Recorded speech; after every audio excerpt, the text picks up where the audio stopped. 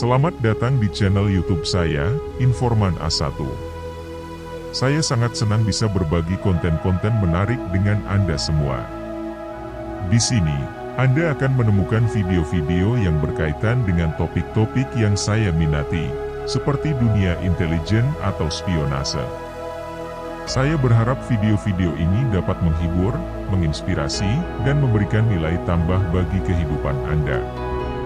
Terima kasih telah berkunjung ke channel YouTube saya. Jangan lupa untuk subscribe dan aktifkan lonceng notifikasi agar tidak ketinggalan video terbaru dari saya. Pada kesempatan kali ini saya ingin membagikan kisah tokoh intelijen dunia, Jack Dunlap. Mari kita simak.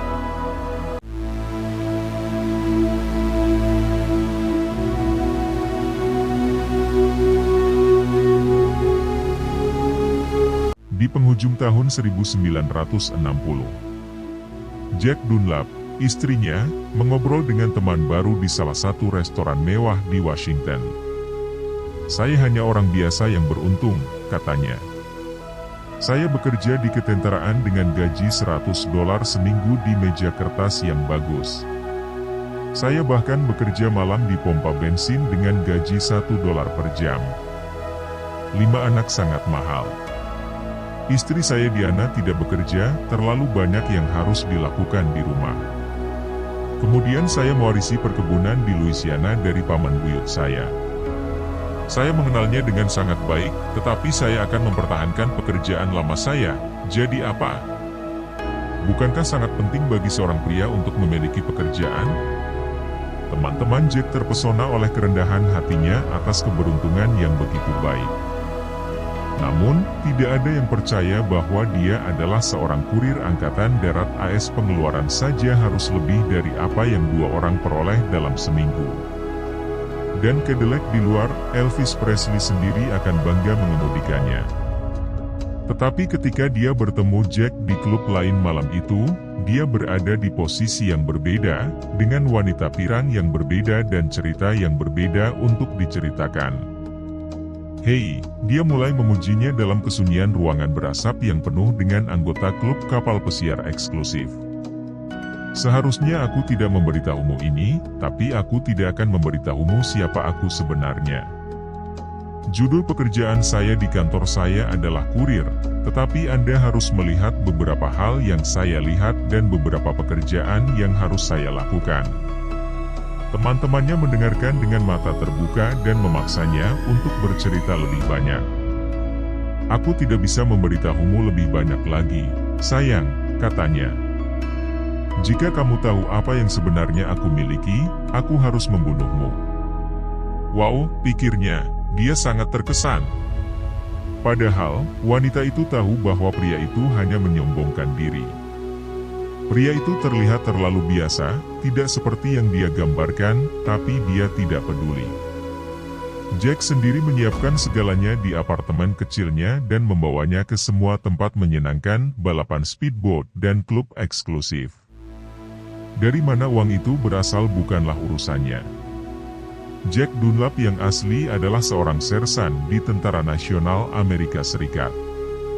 Setiap hari pekerjaannya diperiksa dari Fort Meade, markas besar National Security Agency, NSA, di Washington. Seperti yang Anda tahu, NSA adalah agen mata-mata besar. Bangunannya sangat besar, koridor utamanya sepanjang 3 lapangan sepak bola. Ada lebih banyak kabel listrik di dindingnya daripada bangunan lain manapun di dunia. Komputer terbesar disimpan di ruang bawah tanah. Ada antena radio di atap yang mengumpulkan informasi dari berbagai belahan dunia. Bangunan itu dikelilingi oleh 3 baris pagar kawat berduri yang dialiri listrik, dan massa berpatroli di sekelilingnya setiap jam. Pekerjaan Dunlap sebenarnya adalah kurir. Dia harus mengambil file dari satu departemen dan kemudian menggulingkan gerobaknya melalui koridor ke departemen lain. Seringkali materi yang dibawanya sangat sensitif, pesan mentah rahasia yang dienkripsi sebelum dikirim ke kedutaan dan dinas rahasia di seluruh dunia. Tapi Dunlap menyadari risiko keamanan yang terlibat.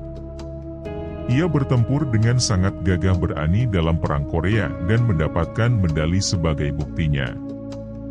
Dia bekerja dengan sempurna di unit itu selama 8 tahun. Dia melakukan pekerjaannya dengan sangat efisien dan tidak banyak bicara.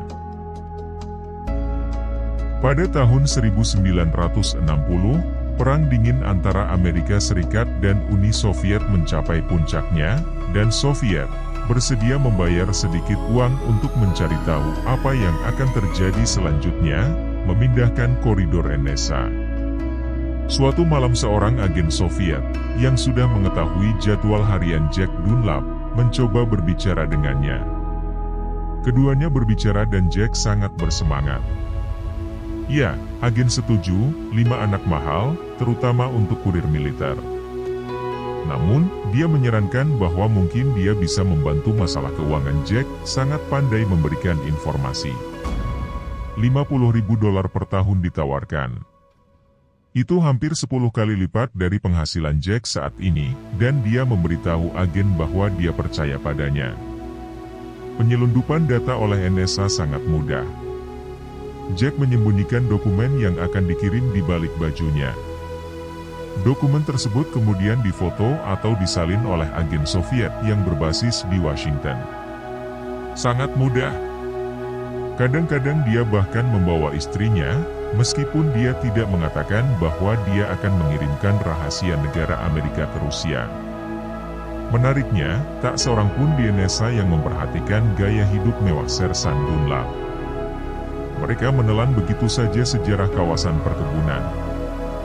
Jadi dia mengemudi untuk bekerja dengan mobil barunya yang mewah dan memberitahu rekan kerjanya tentang perahu barunya dan perahu motornya dan tidak ada yang akan menyelidikinya. Agen itu bahkan memberinya hari libur untuk balapan speedboat. Meski punggungnya terluka dalam permainan, mereka mengirim ambulans untuk membawanya kembali ke rumah sakit militer. Teman-temannya terkejut dengan perlakuan VIP yang diterimanya. Dunlap memainkan situasi ini dengan kemampuan terbaiknya. Mereka takut obat penenang akan membuat saya menceritakan banyak rahasia yang saya tahu, kata Dunlap kepada teman-temannya. Namun, pada Maret 1964, masa jabatan Dunlap dengan NSA berakhir dan dia harus dipindahkan ke lokasi lain. Apa yang akan dia lakukan? Bagaimana dia bisa mengatur hidupnya tanpa penghasilan tambahan? Lebih sulit lagi menjelaskan kepada istrinya dan semua orang bahwa dia tidak lagi memilikinya. Dunlap terbiasa dengan kemewahan.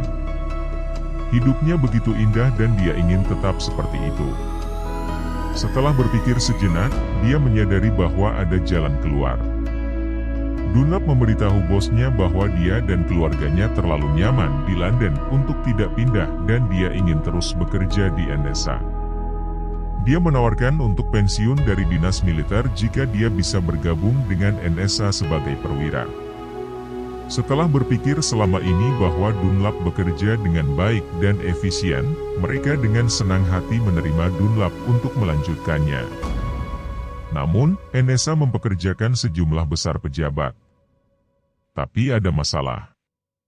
Petugas harus lulus serangkaian tes, termasuk tes pendeteksi kebohongan, sebelum mereka bisa dipekerjakan. Jack menyerang atasannya. Begini, saya sudah melayani organisasi ini sejak 1958. Apakah saya harus melalui ujian yang sia-sia itu juga? Permisi, Sersan, kata seorang perwira. Aturan adalah aturan. Ketika kamu masuk kembali sebagai warga sipil, kamu harus melalui prosedur ini. Lagi pula, kamu adalah pahlawan perang, orang baik, tidak akan ada masalah. Dunlap sedih. Dia mulai khawatir. Jalannya selalu mulus, dia tidak terbiasa menghadapi rintangan. Dia mulai menyemangati dirinya sendiri, berpikir dan mengucapkan kata-kata penyemangat. Halo. Dia berkata pada dirinya sendiri, saya telah menyelundupkan dokumen selama 4 tahun. Saya orang yang sangat tenang, sampai sekarang tidak ada yang mengarahkan tindakan saya.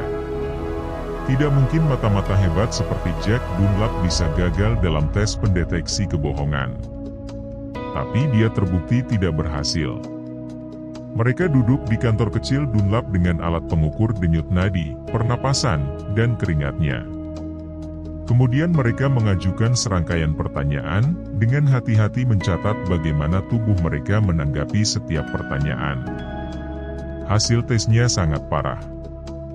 Mereka mencatat karakterisasi, pencuri kecil, dan perilaku tidak bermoral. Karena keterbatasan poligraf, tidak mungkin ditemukan fakta bahwa selain mencuri barang dari kantor Dunlap, juga terjadi penipuan modal. Namun sejak saat itu hidupnya semakin terpuruk. Dunlap diizinkan untuk terus bekerja seperti biasa, tetapi hasil tes poligraf yang buruk menyebabkan penyelidikan lain. Agen NSA menyelidiki skandal keuangannya dan kemudian menemukan bahwa rumah Louisiana tidak pernah ada. Hingga saat ini, penghasilannya berasal dari sumber ilegal. Tidak ada yang terjadi selama 2 bulan. Tidak bisa tidur nyenyak setiap malam, Dunlap bertanya-tanya apa yang sedang terjadi dan apakah bosnya tahu apa yang dia lakukan. Dia tahu bahwa jika pengkhianatannya terungkap, itu hanya akan menjadi lebih serius.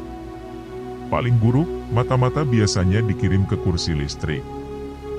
Jika dia lolos dari hukuman mati, kemungkinan besar dia akan menghabiskan sisa hidupnya di penjara dengan keamanan maksimum. Masa depan terlihat sangat suram. Akhirnya, Dunlap dipecat tanpa penjelasan karena memberikan dokumen penting dan rahasia. Dia diberi tugas administrasi biasa. Dia cukup pintar untuk menyadari bahwa dia dalam masalah serius sekarang. Dia menghubungi pihak Soviet, tetapi pria itu menolak untuk bertemu. Jangan menelepon lagi, katanya mengancam pada Dunlap. Kamu pergi sendiri sekarang. Pekerjaan itu menjadi seperti mimpi buruk. Setiap pagi, ketika Dunlap tiba di kantor, rasanya seperti melihat dirinya diseret oleh seorang penjaga yang tidak dapat disembuhkan sementara istri dan kekasihnya membaca koran keesokan harinya tentang pengkhianatannya. Kapan masalah ini mulai menyerang? Ketegangan menjadi tak tertahankan. Pada bulan Juni 1964, Dunlap pergi ke balapan mobil dengan teman-temannya dan mengatakan ingin bunuh diri.